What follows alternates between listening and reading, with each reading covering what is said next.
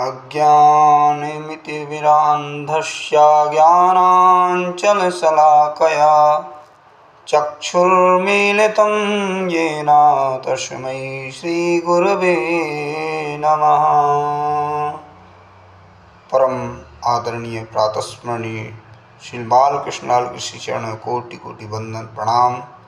भगवान की सुंदर छवि के नित्य की भांति हम दर्शन करें और भगवान को अपने हृदय में विराजमान करें।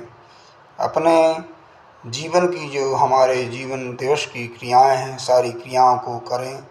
तत्पश्चात हमारे जीवन में क्या उतार चढ़ाव, क्या कैसी कैसी घटनाएं घटस्थ होती हैं, उन सभी जीवन की घटनाओं को याद करते हुए हमें इम्पोर्टेंट यह है कि हमने जीवन में कितना धन कमाया, कितना पैसा कमाया, कितनी फैक्ट्री, कितना कारोबार है। मरने के उपरांत वह सब यही धरा का धरा रह जाएगा। इस धरा का इस धरा पे धरा ही रह जाएगा। ना ही कुछ साथ आया था, ना कुछ साथ जाएगा। लेकिन हमारे आध्यात्मिक चिंतन, आध्यात्मिक भजन, भगवत भक्ति, भगवान की जो हमने चरणों की भक्ति की, जितना भी भजन किया है, वह हमारा मरने के उपरांत भी हमें प्राप्त होता है। अगला जन्म जो हमें पुनः प्राप्त होगा, तब वह हमारा जहाँ तक हमने भजन किया उससे आगे ही प्रारंभ होगा। ना कि हमारा जो कारोबार, धन, फैक्ट्री आदि है, वह हमें अगले जन्म में नहीं प्राप्त होगा। यद्यपि चाहे हमारा गरीब घर में जन्म हो या अमीर घर में, अंतोगत्ता हमें वह प्राप्त नहीं होगा। हाँ, भगवत भजन, भगवत चिंतन, भगवत आराधना, भगवत भक्ति, आध्यात्म चिंतन हमें अवश्य दूसरे जन्म में भी प्राप्त होगा, यह निश्चय है।